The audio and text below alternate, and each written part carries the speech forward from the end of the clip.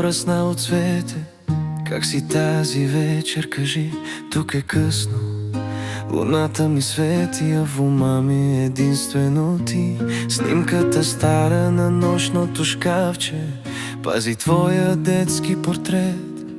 Всяка вечер пред нея се вричам да се моля детето ми днес. И се моля на Бог да те пази, да ти дава и сила и път в този свят пълен с толкова мрежи, да запазиш човешкия дух.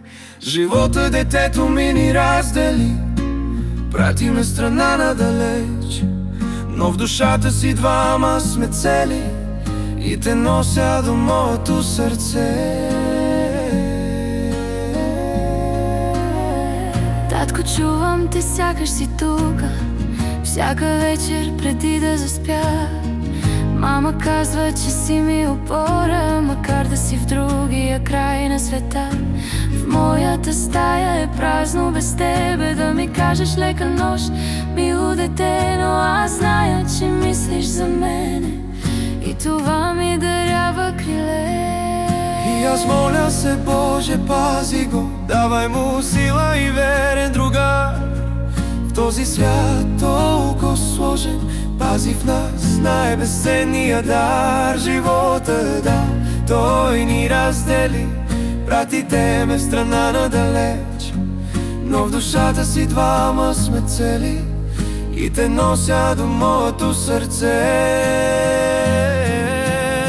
Но идва лятото, слънцето грее, брояните остават съвсем. На летището сърцето ще пее, в прегръдка отново да спрем. Всеки миг е безценен и ярък, всяка дума е спомен, мечта.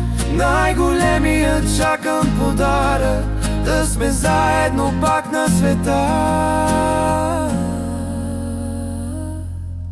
Живота понекога ни разделя, но духом сме заедно, нали?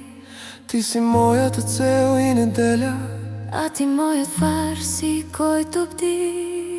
и макар да сме в две части на света, любовта ни е цяла една. Ти си моята кръв, моя вечност, Моя татко, моята дъщеря.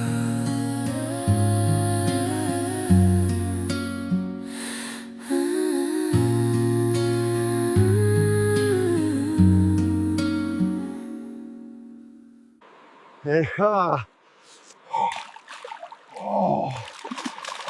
Улових я, най-голямата риба! Видя ли? Казах ти, че ще те победя, железен човек!